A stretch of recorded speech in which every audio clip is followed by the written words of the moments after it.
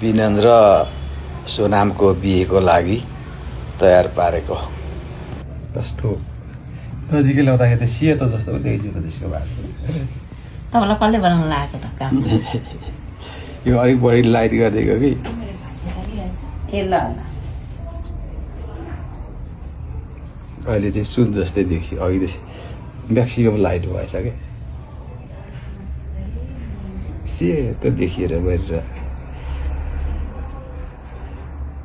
कस्तो दुःखले आरिआएको सुन सेतो देखिएर त भएन नि यार। त्यो त एउटा त मेरो सिक्री मासेको नि त, नत्र त कहाँ यत्रो किन्नु सक्नु, कति पो पर्थ्यो 3 तोला। चेत